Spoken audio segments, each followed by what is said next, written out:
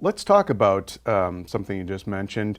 Where is Luke Skywalker in Star Wars: The Force Awakens? He's been noticeably absent from the trailers. Yes, we think that's him with the hood touching R2.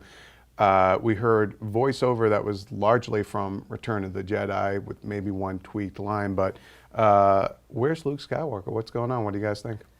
So many possibilities on what he could be doing. I think he's going to be in some kind of a mentor role. I think he's going to, or my actual like going theory, my personal theory is that he's eventually going to be a mentor, but in this movie, he's going to be like the Obi-Wan Yoda figure. He's off someplace on his own. A hermit, basically. Yeah, kind of a hermit, kind of like off doing his own thing.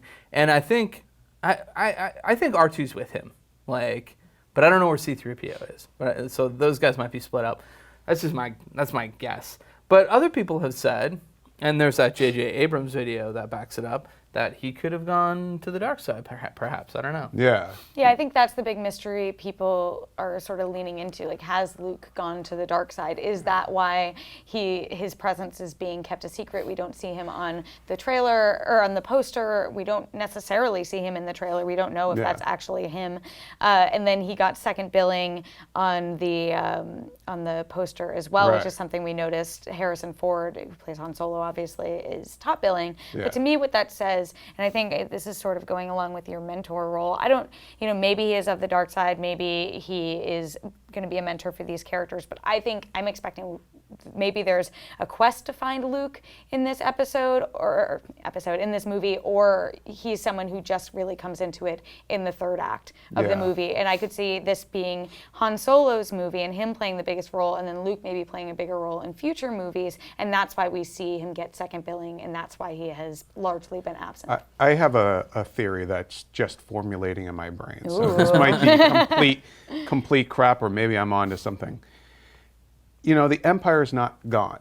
They're just been pushed off to the outer rim, right? So, and then we know of these Knights of Ren, and we know that Luke, there's some rumors that, that Skellig Michael, the little rocky island in Ireland where they've been filming, is supposed to double as sort of like Luke's hideaway. That's a rumor.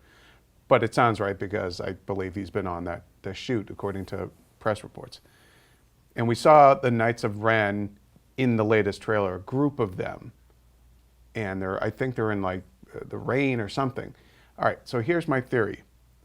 What if Luke, knowing that the Empire is still out there, knowing that the rebellion now has to be able to govern, knows that we're going to need some real badasses to finally put the Empire out of order.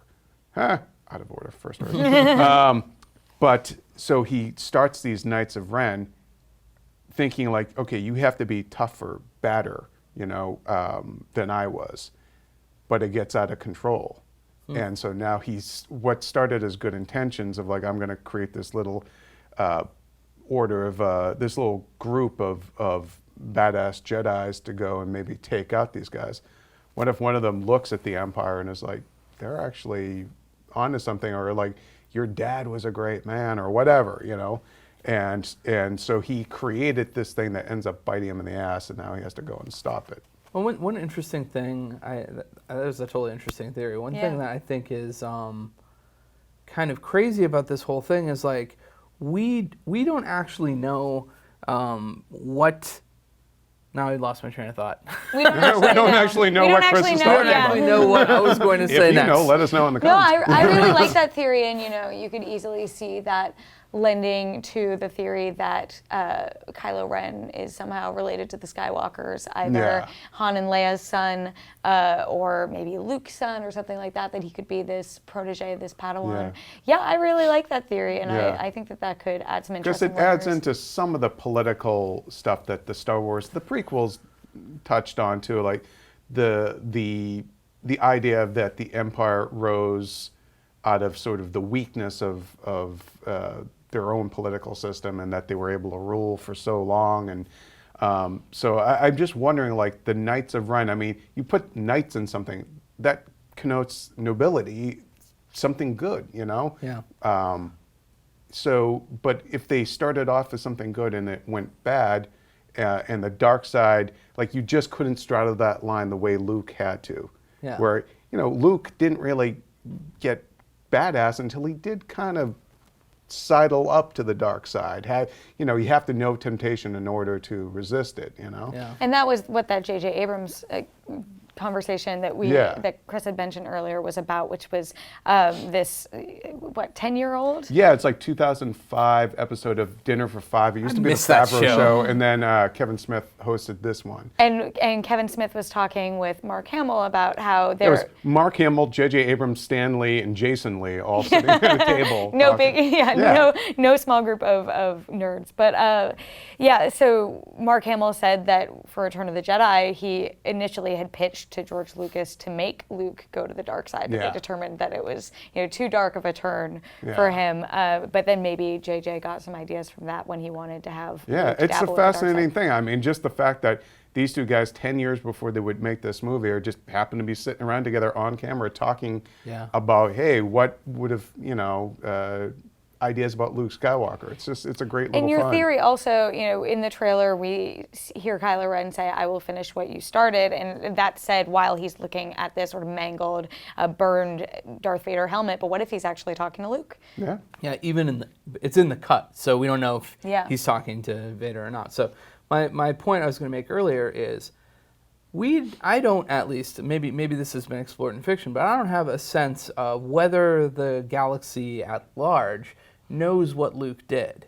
Yeah. Like that they don't know that he actually is the one, or Luke or Vader. They don't know necessarily what either of them did, right? Well, who would know what happened at the very end of Return of the Jedi except Luke? He's the only one left. There's three people in that room, and only one is alive, right? Yeah. And he could say anything. So nobody would essentially. know that Darth Vader redeemed himself. You would still, people would think he went to his grave a bad guy. Mm-hmm. So Luke holds all the information and pivotal information, and if he didn't share that, then the Empire could go on to be whatever it would be, and then everybody's like, "Oh, we assume the Empire." They might not even know the Emperor is dead because he just turned into vapor in that. And that was sort of the thing that holograms I too. saw some people took issue with when we were talking about that line about how there were stories about what happened, because it's only been 30, 40 years within the story between the Death Star being destroyed, but there really were so few people who actually knew what happened. So of course that would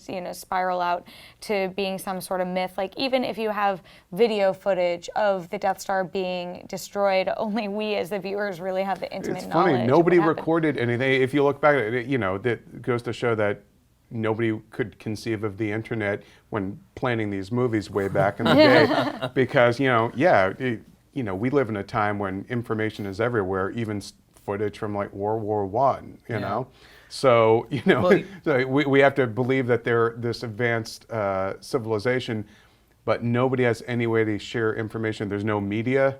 There's no TV, no newspapers, no reporters of any kind. You think about all the major deaths in Star Wars, in the Star Wars legacy of Star Wars. Obi-Wan died. There were some the group of people who were there, and then some stormtroopers. That was it. Darth Maul died, quote unquote, died. And Qui-Gon both died with just one other witness, right? Yeah.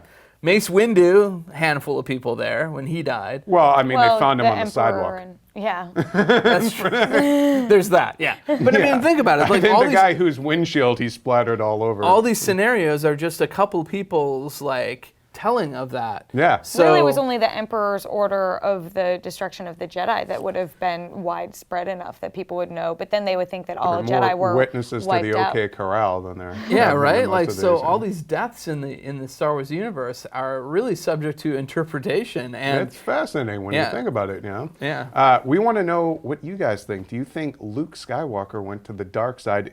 What do you think of my theory? And if he didn't go to the dark side, do you think he still could? So let us know in the comments.